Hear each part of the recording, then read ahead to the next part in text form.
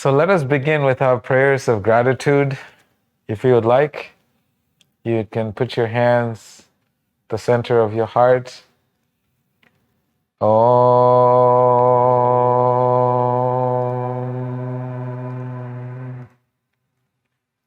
Ajnanatimirandhasya Jnananjanashalakaya Chakshurunmilitam Yena Tasmai Shri Gurave Namaha Yontah pravesha mama vachamimam prashuptam sanjeevayatyakila shaktidhara swadhamna anyamscha hastacharana shravanat vagadim pranannamo bhagavate purushaya tubhyam.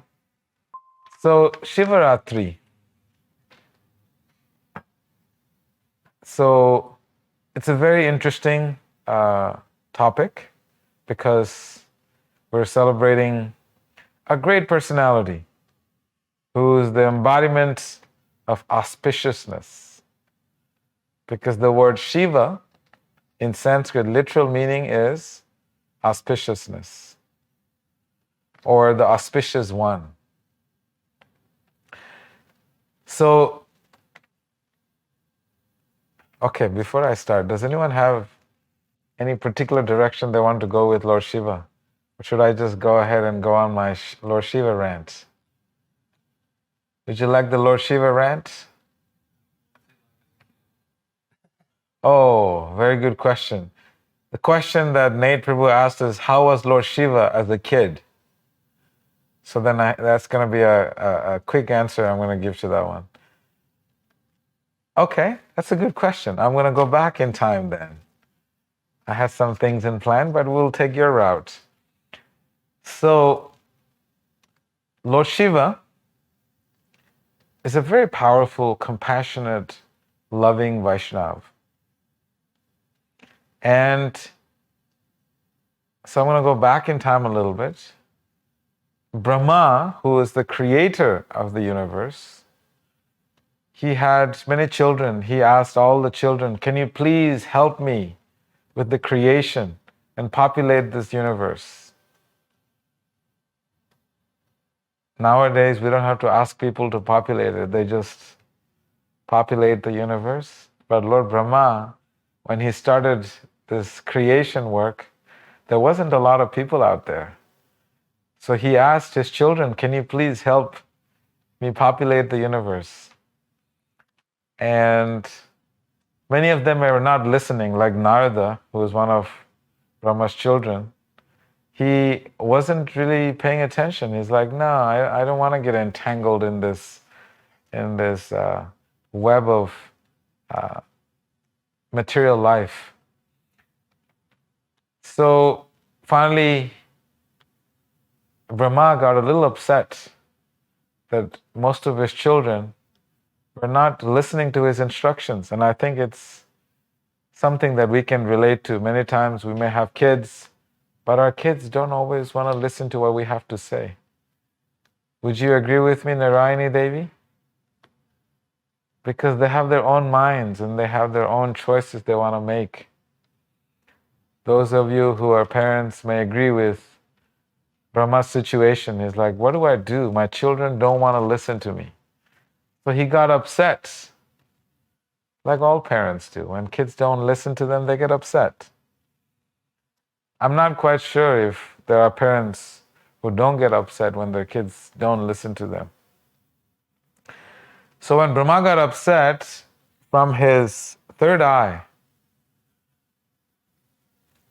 pops out Lord Shiva. That's why his name is Rudra, someone who is angry.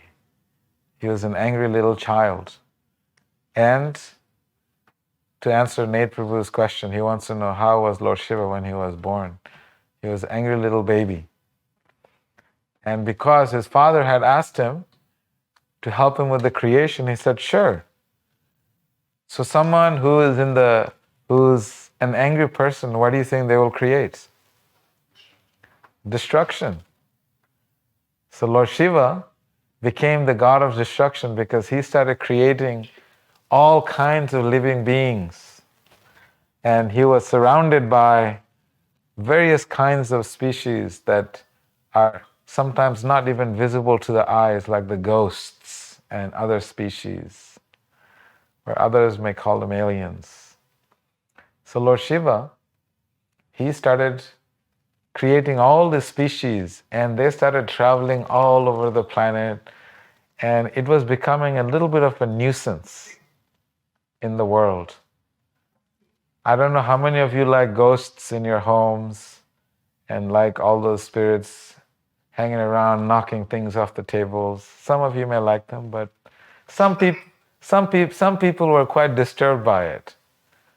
And then the information went to Lord Brahma. He said, Lord Shiva is causing some trouble. So then Brahma called Lord Shiva and says, hey, can you just chill out a little bit? Just take it easy, okay? You can't do this stuff anymore.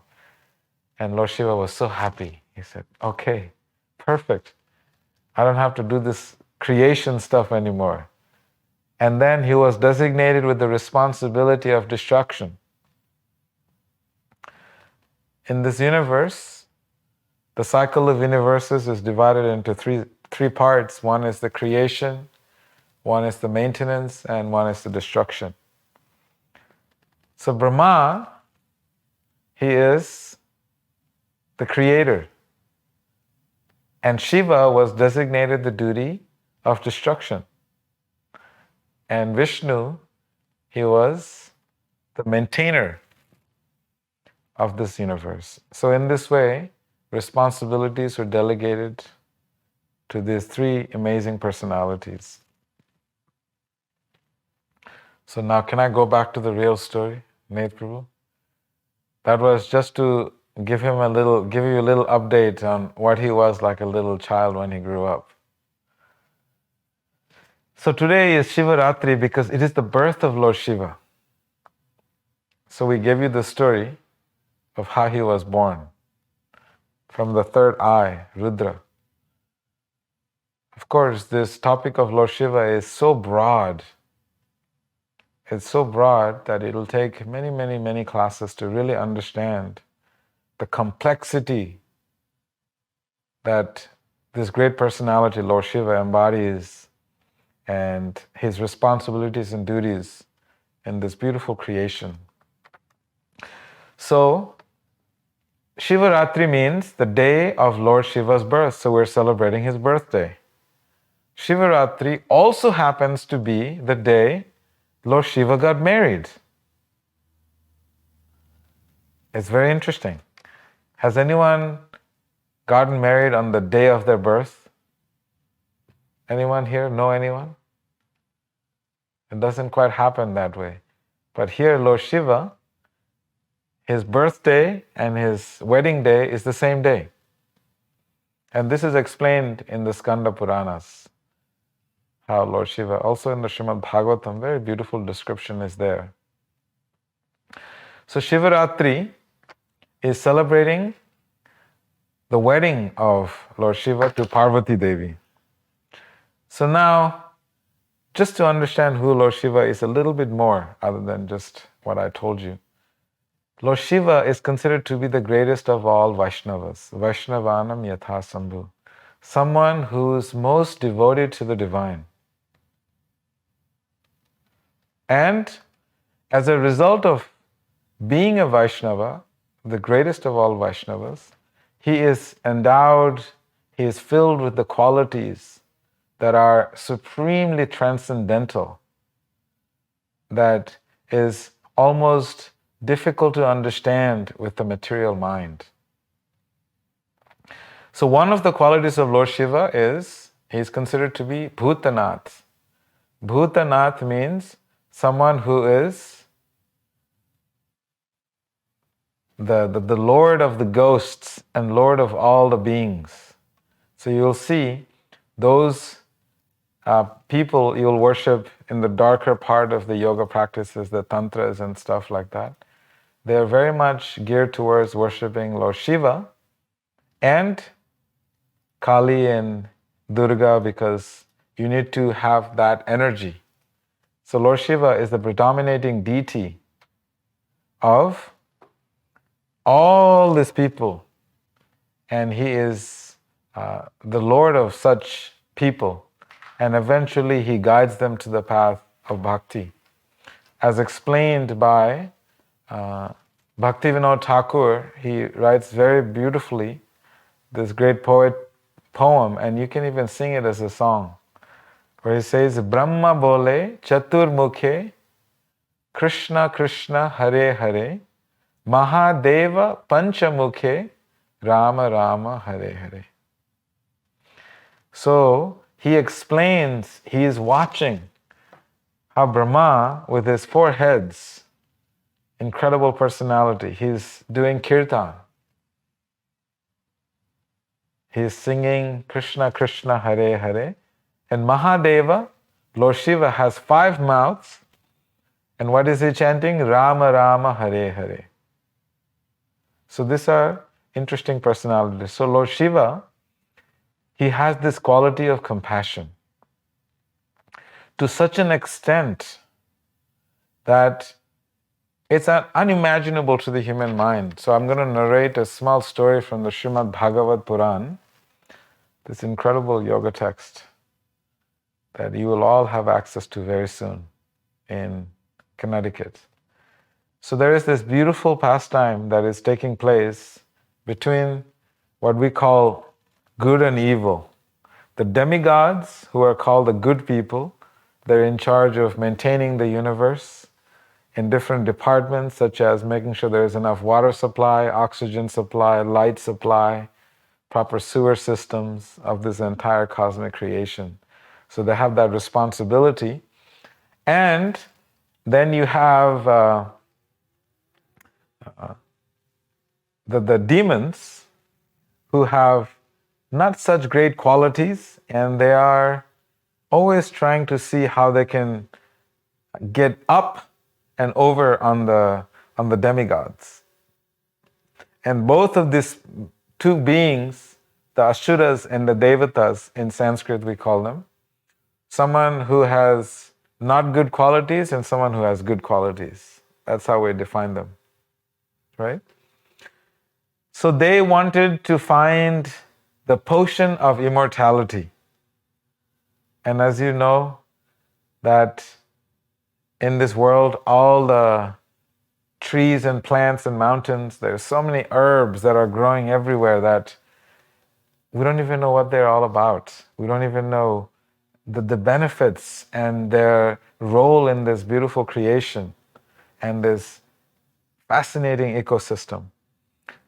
So they took the mountain and they put it into the ocean, and they started churning the ocean to extract the nectar, the potion of immortality. So the demons were on one side and the demigods were on the one other side, so good on one side and not so good on the other side. And they used this massive giant snake. It sounds pretty esoteric, right?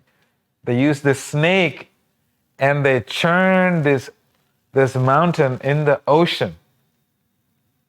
Those of you who watch National Geographic, you will see there's mountains underneath the oceans as well. It's not level and plain. Everything is mountains, and there's only happens to be water around the mountains everywhere. So they were churning this ocean, and from this ocean, as you know, before any nectar appears, there is bound to be some poison that comes. This is the nature of the material world. Whenever you want to achieve something, you're going to have to put in a lot of blood, sweat, and tears. There's hard work and a lot of struggle. So, when they were churning the ocean, then a lot of poison erupted from this ocean, from this mountain. And this poison is called Kalakutam. It's very, very dark poison. It was making life difficult for all the beings on the planet to breathe, and they were taking in these fumes of poison, and they were all fainting and dying. And Lord Shiva was in deep meditation and they approached him. My dear Lord Shiva, please help us out. All the demigods approached him.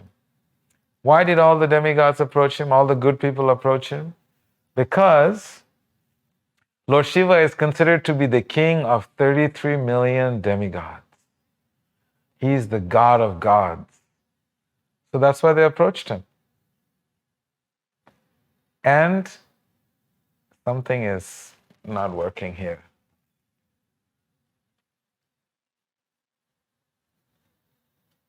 Okay, there we go. Technology gaffe. And so Lord Shiva, he responded to their prayer. He says, I will be there and I will do whatever is needful. Because he noticed that people were suffering.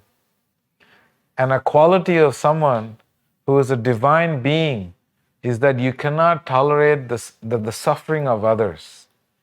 You can tolerate your own suffering, but you cannot tolerate the sufferings of others. And this is why Lord Shiva is considered to be a Mahajana, a great personality, because he cannot tolerate the sufferings of others. So what does he do when he cannot tolerate the sufferings of others? He goes down on one knee and he's put his arms out and he drinks all the poison that was killing and destroying the entire universe. This is who Lord Shiva is. He takes that poison. Who in the world would do such a thing? You're taking the poison to take the poison away from your hand, and you drink the poison and let them live at your expense. Does anyone know someone like that in this world? It's not very common that you see such amazing personalities. But Lord Shiva has this quality. He takes the poison away from everyone so that you all can live. This is the quality of a Vaishnava, someone who is truly a divine personality. So he drinks all the poison and he holds all that poison in his throat. And that is why he's called Nilakantha. Those of you who came to India with me, you know I have taken you to this temple, Nilakantha temple, where Lord Shiva's, you can see his Adam's apple is protruding out of the mountains, and there's thousands and thousands of people that go there to offer their deep respect to Lord Shiva for drinking the poison from their lives. And this is why whenever you go there, you will see there is a line of thousands of people. Because everybody wants Lord Shiva to drink the poison of their life. Because this is what he does. He is the most compassionate personality we will ever find. So this is why Lord Shiva is considered to be one of the greatest Vaishnavas. Some more about Lord Shiva. He is also known as Ashutosh. Ashutosh means someone who is very easily pleased. You offer him the smallest little prayers and he is so easily pleased. That is the quality of a Vaishnava. Someone who is very easily pleased. We know that great personalities, great beings, you know this beautiful pastime that we have studied in the Puranas as well. When Krishna was a little baby in Vrindavan, then this great witch came to kill baby Krishna by putting the most venomous poison, the same poison that came out of the mountain, the same potency, on her breast to feed Krishna.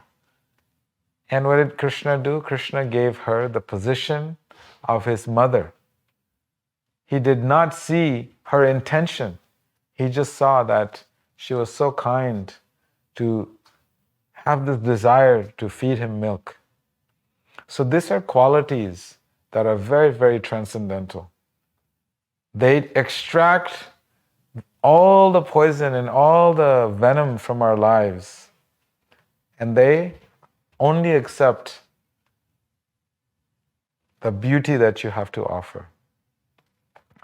So, that was one example of Lord Shiva. Another example, a quality of Lord Shiva is that he is called Ashutosh, someone who is very easily satisfied. And in this beautiful pastime, there are many, many, many qualities of Lord Shiva. I'm just going to touch on one or two so that you get a glimpse of who he is. There is this great pastime of this demon. You will notice most of the demons, they worship Lord Shiva because he gives benedictions very easily. And he wanted the benediction that whosoever head he touches with his hand, that person will burn to ashes. And he did his austerity, his tapasya, he prayed to Lord Shiva, and Lord Shiva said, yes, may you be blessed with the powers that whosoever head you touch, that they will burn, they will just turn into ashes. So, as soon as Lord Shiva gave this benediction to this personality called Bhasma Asura,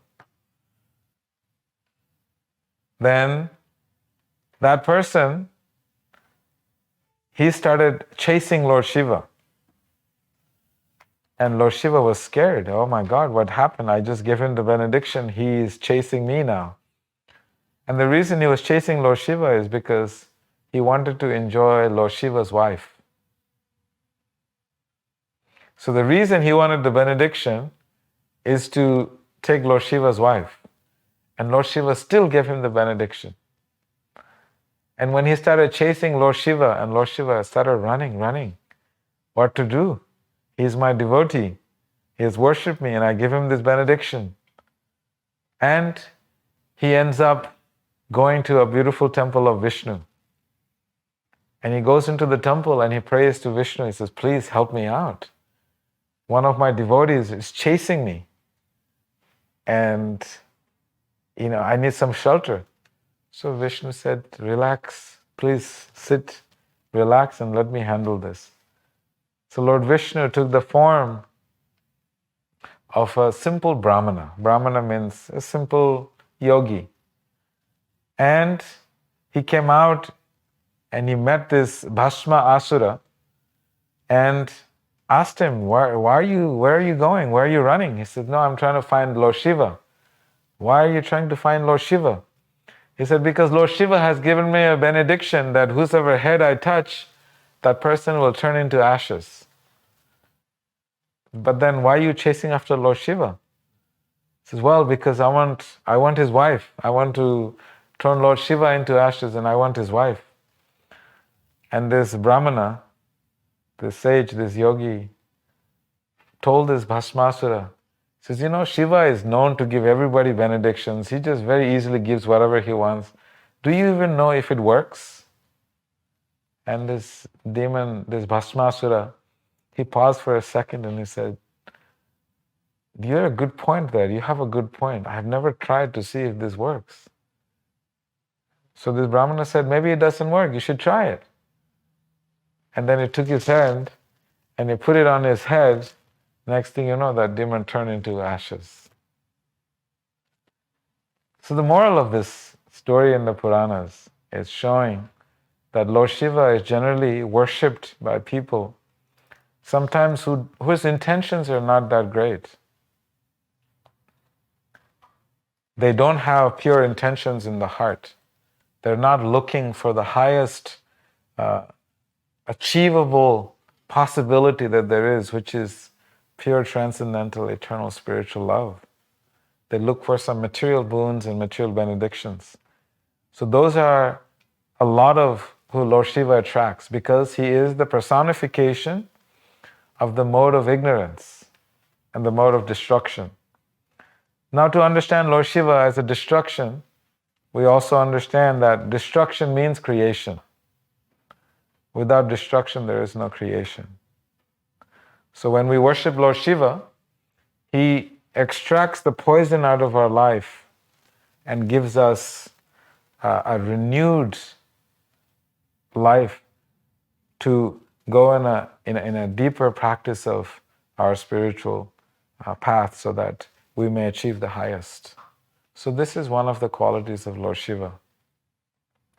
So now we have had enough stories about Lord Shiva. 2 stories is pretty good. There's many more. I will spare you. But now understanding a little bit more, I don't have the time. I want to make sure I'm not going over. 9:35, okay. Just want to go a little bit more about Lord Shiva on the Shivaratri, his wedding. So as you know, some of you have heard about Lord Shiva before. He lives in the mountain of Kailash.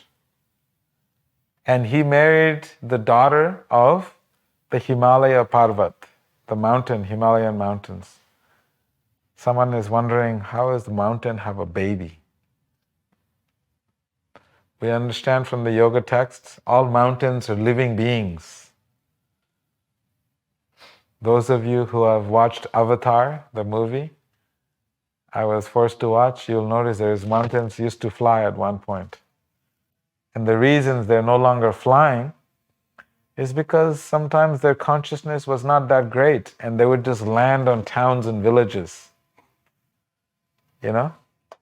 And it wasn't very cool. Imagine you're doing your morning sadhana and a big huge mountain just comes and lands on your house and just destroys and you're stuck underneath the mountain. So it wasn't a very cool thing that the mountains were doing. So then the mountains became a little rogue.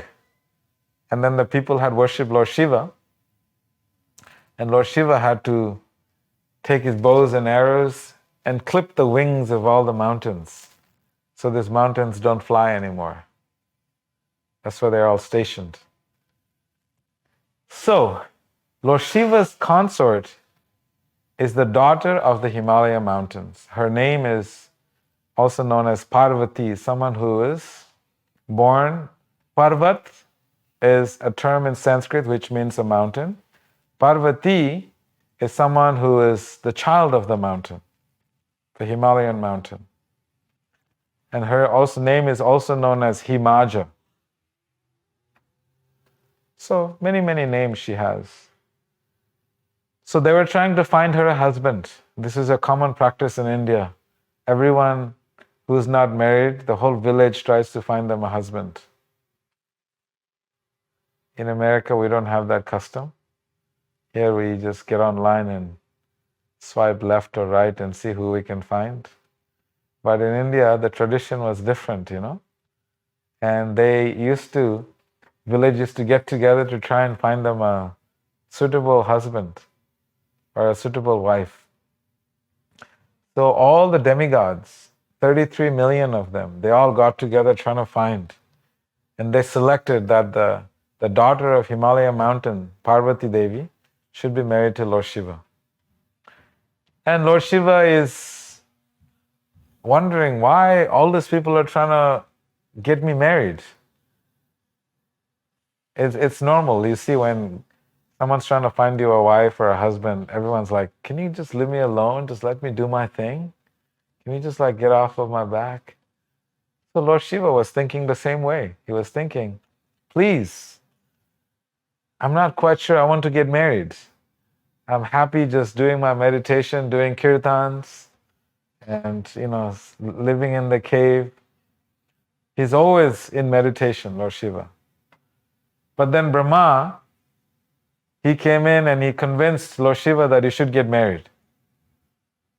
And when so many people gang up on you and peer pressure, he said, okay, I'll get married. But then you all know that Lord Shiva lives in the mountains. He lives in this Kailash mountain in the caves. So he doesn't have a home. And he doesn't have any clothes. And his body is covered in ashes. It is explained that Lord Shiva looks so beautiful that his color of his skin is like this beautiful golden milk color, radiating effulgent milk color. That's the color of Lord Shiva's skin. And he covered himself in the ashes. He doesn't have any clothes.